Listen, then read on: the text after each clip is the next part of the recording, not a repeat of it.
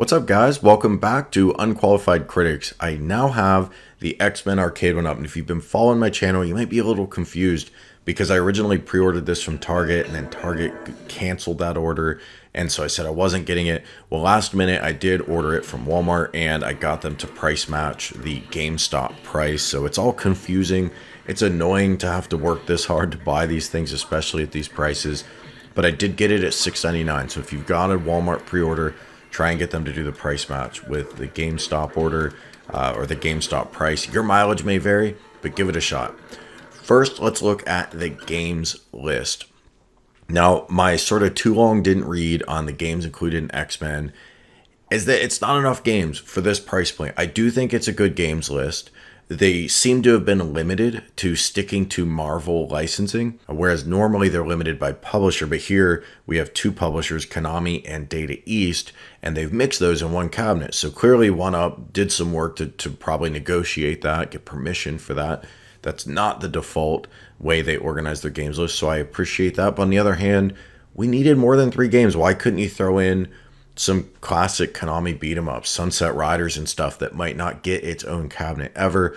That would have been a really nice fit here. That is all to say, if this cabinet were $400 or $500, I wouldn't be complaining about this, but it's $750 or $6.99 if you're lucky. 3 games, in my opinion, is not enough. But let's look first at X-Men. This game is so iconic, it's almost not worth talking about. I mean, you've already played it. You've probably already played it a ton. The dialogue in this game is one of those where it's just so bad, it's good. The bright, varied color palette is pretty cool. The gameplay mechanics are decent. You know, I kind of think of beat 'em ups based on how deep is the combat. X-Men's not great. I sort of think Revenge of Death Adder is the high watermark for that. But X-Men's not terrible either. It is fun to replay. This is a game I'd rather replay over TMNT, for example, my personal preference. So I think it has decent replayability. Certainly the online connection is awesome. You can get in a room with 4 people. Although I'll say the online worked great for me the first night I played this. The second day, while I was recording, as you can see, anytime I played with somebody else, my connection dropped like crazy. And the game itself ran at half speed, including the sound. It slowed the entire game down. It wasn't just like it would drop frames and then catch up. It just rode everything out to like 50% speed. So it was super annoying.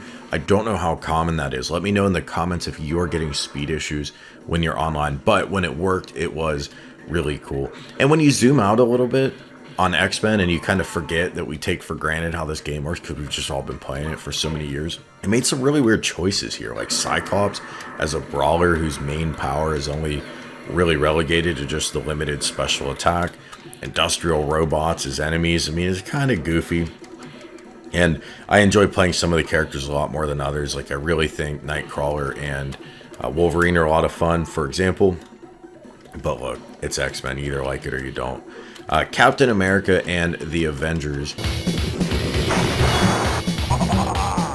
That's a game I actually played as a kid in arcades, but I'd completely forgotten about it until I started watching footage of the game in advance of this cabinet coming out. And I thought, oh yeah, I do remember that. And I remember the goofy laugh of Cyclone or whatever his name is. And it's kind of a goofy one too. It has really, really bad translation, like hilariously bad.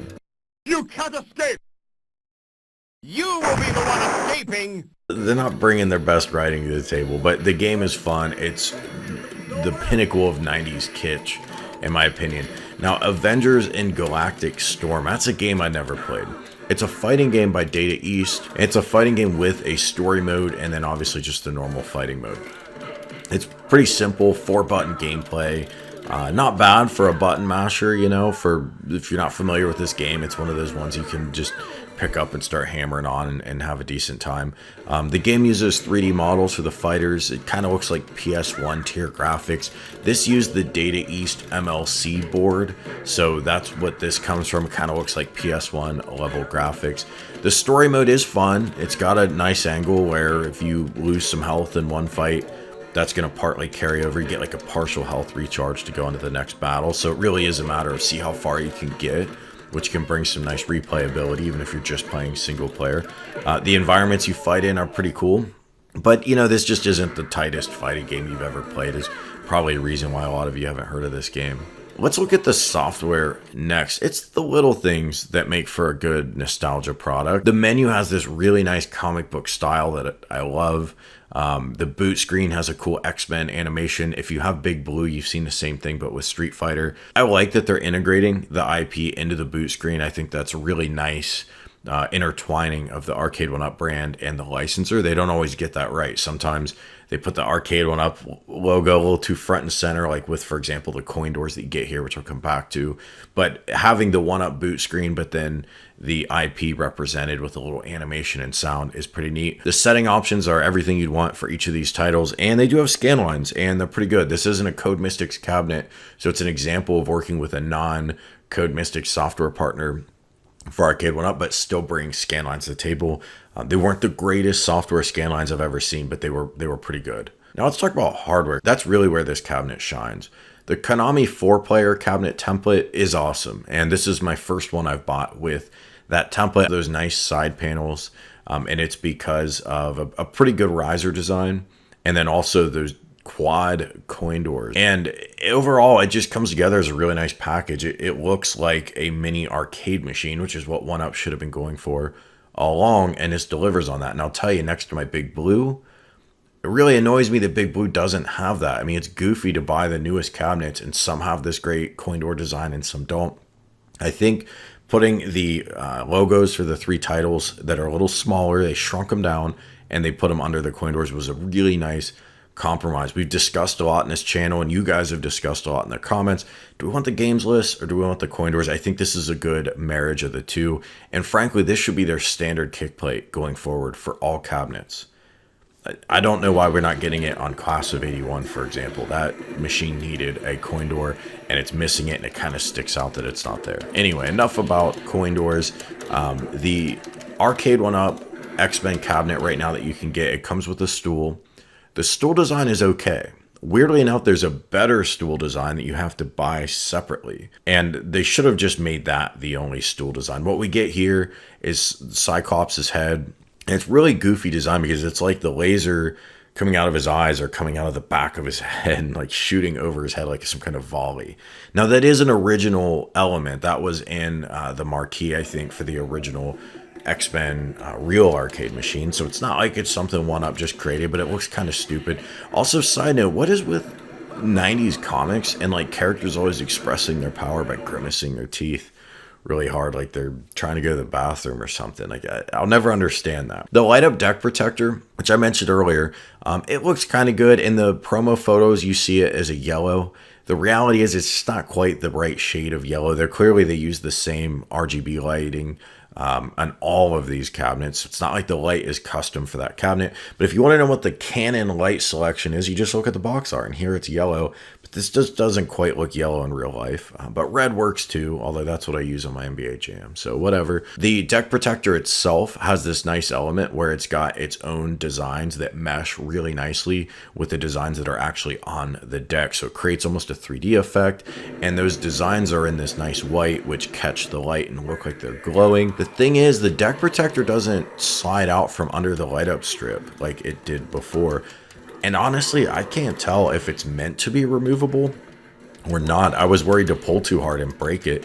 But when you try to peel off the plastic wrap, the protective plastic layer that's on the deck protector, in my experience, it got caught both on the top and the bottom underneath the light up strip, and so you get a little piece that's kind of stuck and you can't get in there to grab it. I used some needle nose pliers to grab it, and that didn't work, and then I used a little razor blade to get in there, and I ended up scuffing up the deck protector a bit, and that plastic's still there. I just kind of tucked it in and under.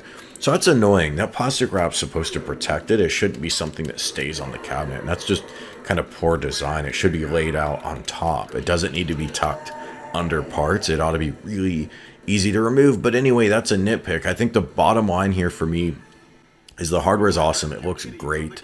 The buttons and the joysticks, I haven't even brought those up because you already know what that is. It's the same quality we've been getting. It's not very good, but it is good enough for a beat 'em up. And I know we've got one fighting game on here, but it's just not a real serious fighting game. I don't foresee wanting to upgrade the controls. Also, I really like how you can use players 1, 2, 3, or 4 to navigate the menu. They listen to that feedback. It was a mistake they made in Golden Axe and they fixed it. So there are a lot of little polish items and touches that reflect that Arcade1up's been doing this for a while. This is a good product, but it's 3 titles with somewhat limited replayability, and it's $700 to $750.